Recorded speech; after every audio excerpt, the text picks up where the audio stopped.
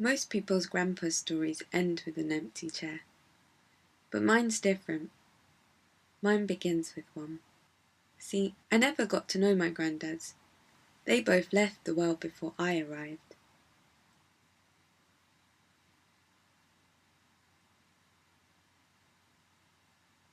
But I can't really say I noticed the absence that much. TV had a way of filling voids. I acquired all my grandpa knowledge from it, and didn't really think twice about it until one day, whilst playing with our Barbie dolls, my friend showed me the brand new Barbie caravan that her grandpa had got her.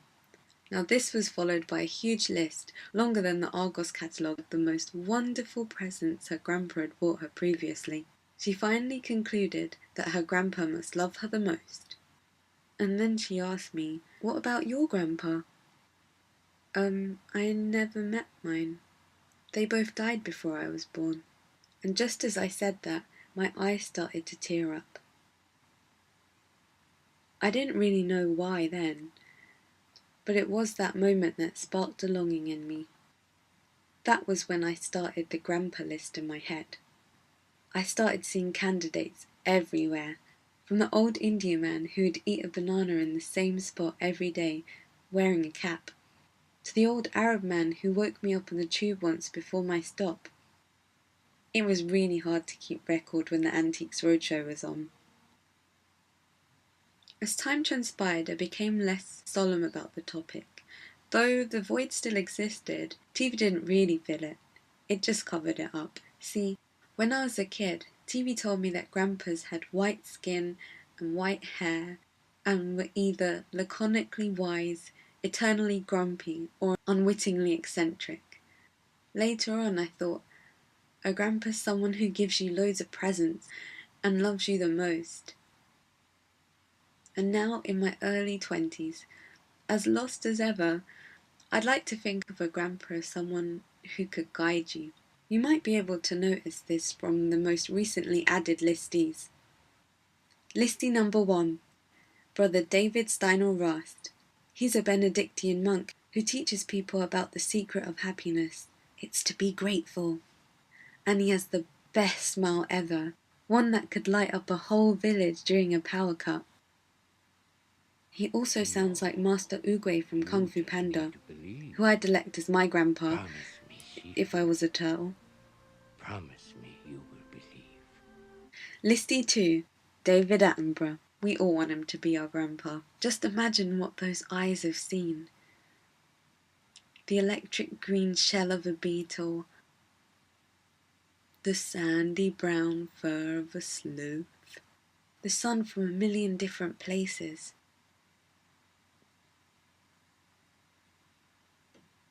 Imagine those eyes looking at you and telling you those stories. And Listee 3, Ray Bradbury. Now he's special. You may know him as the author of the science fiction classic Fahrenheit 451.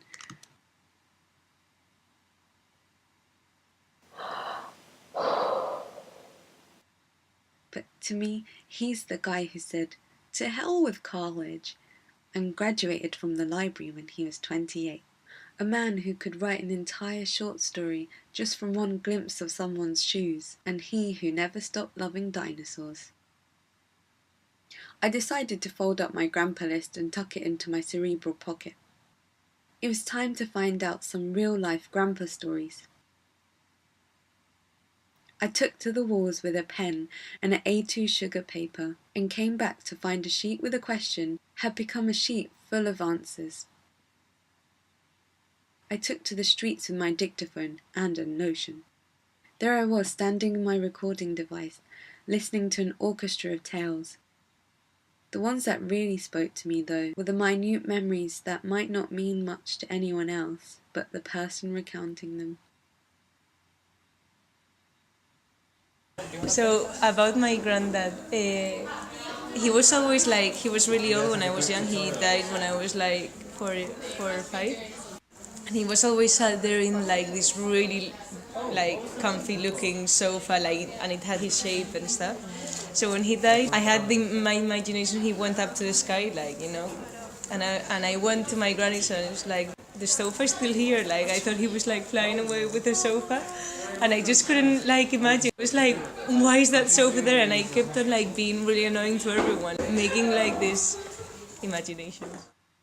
I guess I started making imaginations early on.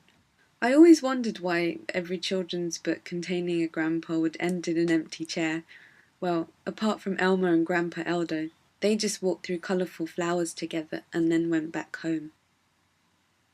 After hearing these stories, I felt like I was getting a bigger picture of what having a grandpa might be like. But I was still confused. I still didn't know what it would be like for me to have a grandpa. I decided to go back to the contents of my list for advice, and not to think about it so much. The great thing about library is surprise, isn't it? To pull books off the shelf and not know what the hell they are. And all of a sudden, you open it, and there you are, a mirror image of you. You're looking for someone like yourself, aren't you? I want you to fall in love with movies, and always to love dinosaurs madly. I want your loves to be multiple. Anything you love, you do it. It's got to be with a great sense of fun. I've never worked a day in my life. That's what I want for you. You're not nuts the way people said. I love you for what you do.